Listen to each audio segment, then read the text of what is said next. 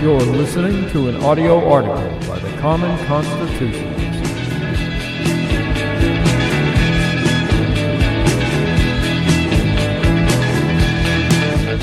Today's article is entitled, Liberal Commenter Insists the Left is Not Out to Destroy Kavanaugh, Part 1. Yesterday I received a rather lengthy rebuttal to my WorldNet Daily article entitled, Religion Drives the Desire to Destroy Kavanaugh. It was comprehensive and quite revealing of the thinking of the left, so much so that I thought I would post it anonymously, as well as my responses to several of the commenters' talking points. Unfortunately, as it is so long, I must break it up into at least 2, maybe more parts. The commenter writes, Sir, no one has set out to destroy Brett Kavanaugh. However, the accusations against him seem quite credible. Only he knows whether he actually attempted to assault Dr. Ford sexually over 30 years ago, and Dr. Ford, unless her memory has been faulty.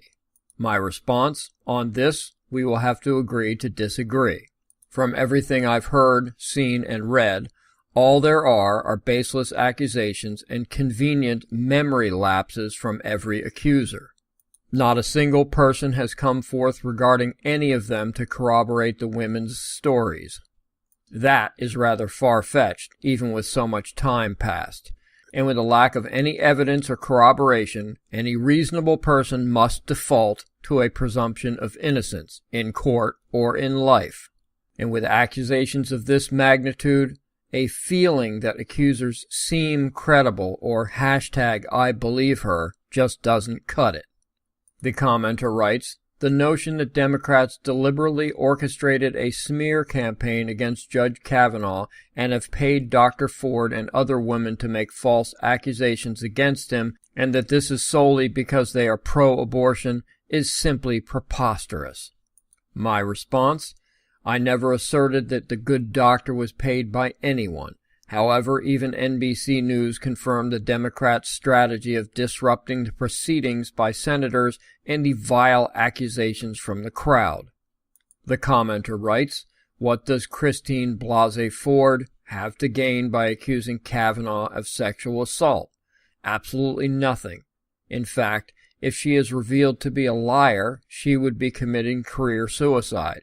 She will no doubt lose her position at the university where she works and will be disgraced for life and never be able to find employment in her field again. My response? Just like her original accusation, only Dr. Ford can reveal what, if anything, she gains by testifying. It may be nothing, and remember, she didn't want to come forward. She was outed by someone on the left. As far as her position at very liberal Palo Alto University in California, she will likely be hailed as a conquering hero upon her return. Career suicide in the California college system? Please.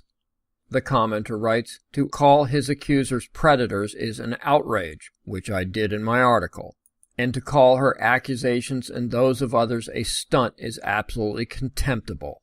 My response, I never once called Ms. Ford's coming forward a stunt. I did, however, classify what the woman in the elevator, who cornered and then verbally assaulted Jeff Flake, as a stunt because it was. She was clearly the predator and pitiful Jeff Flake, the prey.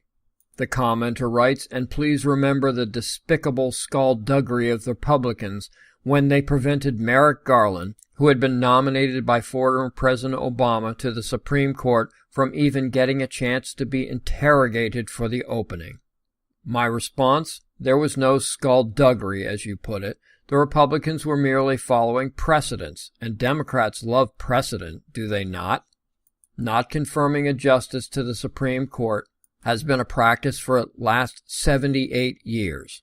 The last original nominee to be confirmed to the Supreme Court during a presidential election year was 1940. Thank you for listening to Part 1.